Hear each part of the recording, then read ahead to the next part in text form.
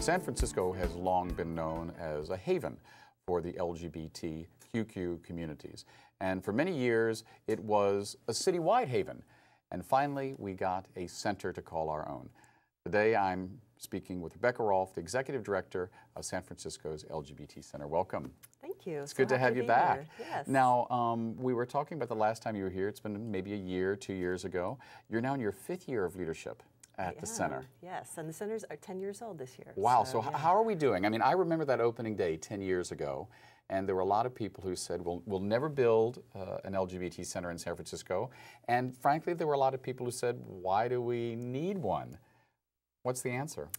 Well, I think, it's been an amazing 10 years for us, and I think we've really grown and matured into an organization that really is at the heart of the LGBT community. I think we really are the connecting point for the community, the place people come to get connected to each other, to get access to resources and information, and also really to build community and celebrate our culture and celebrate our community's future. Right. Now, I was just driving by the center. Oh, well, I drive by the center every day. Great. And for a while, you were kind of this lonely little punctuation on Market Street in Octavia. Now, there's a lot of construction going on around. What's that block becoming? There's 7 projects going up between Octavia and Castro Street. Most of them either mixed or a lot of housing. So we're getting apartment buildings next door, condos across the street, a couple restaurants, a little bit of retail. So you're really part of a neighborhood. Yeah, it's really changing quite a bit. Yeah. So all of this construction, does that mean the recession's over and things are great for a nonprofit like the center? You're just rolling in money? It's always tight, and certainly I think that the city budget continues to be incredibly tight, and there continue to be very limited resources. I think for organizations like the center that have weathered the economic difficult times, I think it's really forced all of us to really look at what's important and most critical for us. I think also we've really seen that our donors and our partners have really dug deep and really looked at continuing to support those organizations that are really critical, that are effective in meeting their mission, that are good stewards for the resources. And so we're really pleased to be coming out the other side of this recession with, I think, in many ways, stronger relationships than we went in with. Because, I mean, the 5 years that you've been the leader of the center weren't the easiest 5 years of the center's life. They were not. I mean, there's never been an easy year in the center's life. And I think, as a young organization, and we sort of have been in startup mode, and then the economy's been difficult, but I think, we have 800 volunteers, we've got, widespread community support, we've got a lot of people who have really invested not just their dollars, but really their heart and soul in the center and their valuable time. And, and that, I think, creates just an incredible energy, an incredible opportunity. We had our first Bold Awards 2 weeks ago, celebrating folks who really sort of contributed in bold and beautiful ways to the community. It was an amazing event. We had 75 founders there.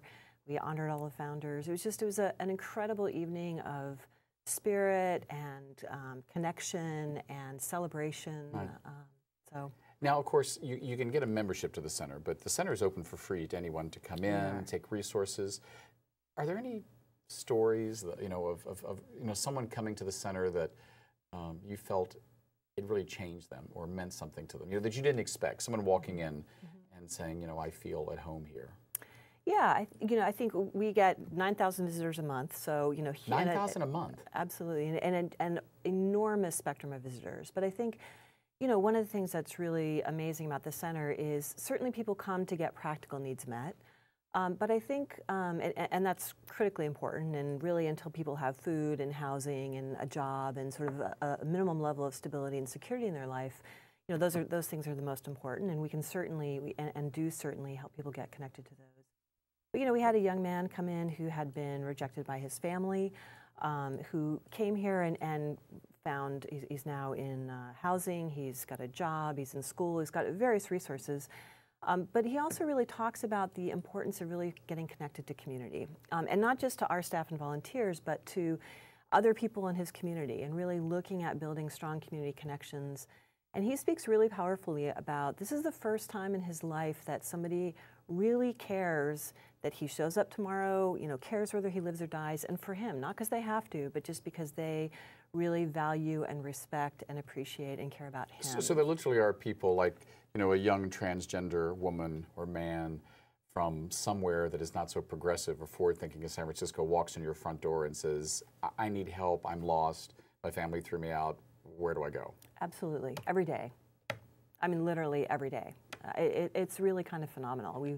We work with transgender folks, we work with folks trying to find jobs, folks looking for critical emergency services, healthcare, and also folks, we do arts and cultural events, so we look for folks really across the full spectrum of the community and really look at meeting a very broad spectrum of community needs. I mean, every nonprofit has its mission statement. What is the official mission of the center? It really is connecting people and opportunities and resources. And really looking at, I think one of the things that makes us a little bit different is it's not just about, you need something, you come to us, we do it for you. It's really about leveraging community. So really about looking at, as I said, 800 volunteers, 70 community partners. We have deep partnerships with a network of 500 collaborative relationships. So really looking at how do we really leverage the resources in community. We do a lot of mentorship, a lot of peer support. How do we really look at together we are stronger, and how do we really put that into action every day? Now, I know one of the programs that you're very proud of is your youth program. Yes. I mean, there certainly was a time when I moved to San Francisco 26 years ago, the idea of youth and the gay community didn't quite come together. But now it's coming together in a lot of ways. I mean, people are coming out younger, and also LGBT couples are having their own children. So there's a lot of youth needs in the LGBT community. That's right.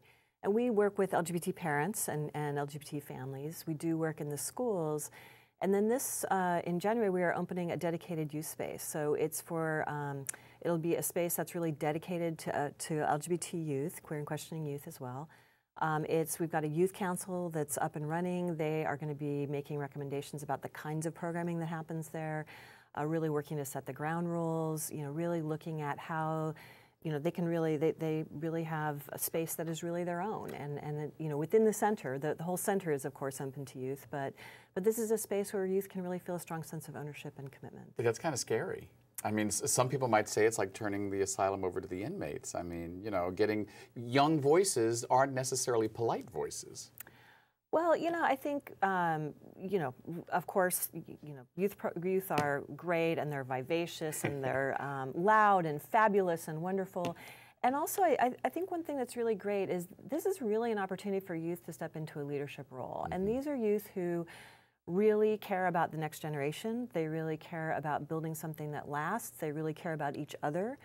They really care about creating something for themselves and their peers and their community. And I think it's great to see them really invested in really building something and really making sure that it's here today and tomorrow and next year and for the next generation. And I'll tell you, these folks are so powerful and so smart and so in touch with their community and what their community needs and how to speak to those needs. It is really just an incredible group of young folks, all of whom are now or have been homeless or marginally housed. Most of them have come here from other places, and they just have incredible leadership. Do you think that there is still not enough emphasis placed on the issue of underemployment, unemployment, homelessness for young people? I mean, the fact that there's still people walking in without the ability to find a job or don't have a home, it's heartbreaking. Yeah.